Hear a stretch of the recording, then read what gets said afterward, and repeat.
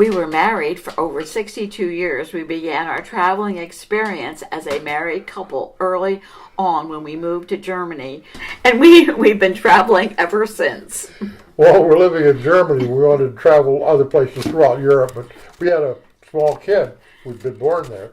So we'd take care of somebody else's kid while they went to Italy. And when they came back, and we wheeled an extra crib up the street to their quarters, and they took our kid while we traveled a lot. We visited England, Belgium, Luxembourg, France, Austria, Switzerland, Italy.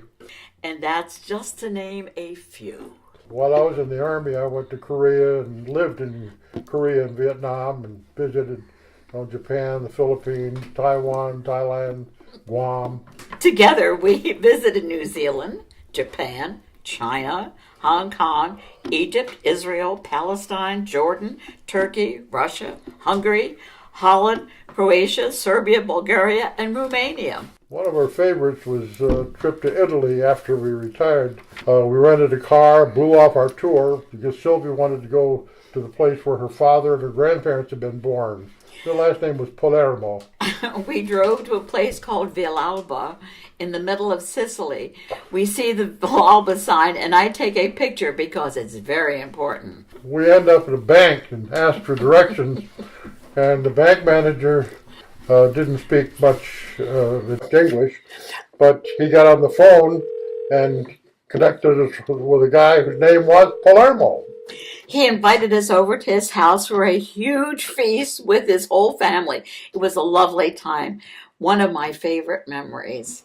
The travel bug had been a big part of our lives. For us, travel isn't a checklist. For us, it's the place and the people, what is familiar, what is different, and why. And always, could we live here? We showed our kids the importance of travel at a very young age. We taught them to read the map, and if we were taken somewhere, or if we're moving to a new station, we get them to read up on where we're going, go to the library, get information, and always think about how things are after we got there, how things are different, how they're the same, how people are different, and how they're the same, and wonder why. Our travels and Stanley's military career have really given us friends all over the place that we are really grateful for. Even moving back to the United States, within the States, you think about how old we are. Things were a lot different. You had to adjust to things. There are some places back in the 50s and 60s where we went and we were welcome, and other places where we were not. We've learned a lot from our travels.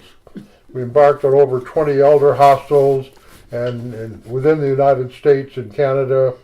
We've taken tours in Europe and Asia to gain more knowledge about the history of our country and the culture of the locals. We also learned a great deal about the inequalities different populations have faced over the years. Southern Alaska, the residents struggle to make ends meet.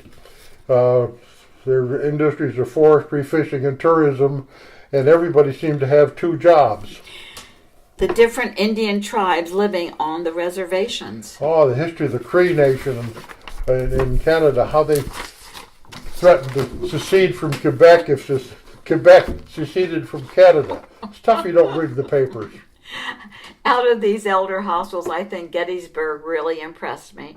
We had been there with our kids and had never gotten the feeling, but we learned about the battle on the ground itself. I think that impressed me. One of the things I think we've learned a lot is moving across the country, which we have, you learn to respect people for what they're doing, how they live, and it doesn't make much difference who they are. That's an important part of traveling.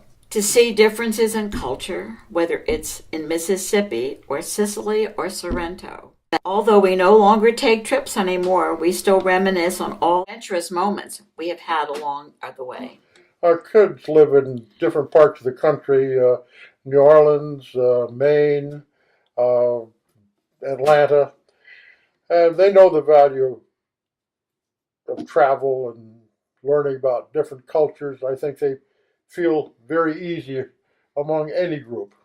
And maybe someday they will do their own elder hostels just like us. The end.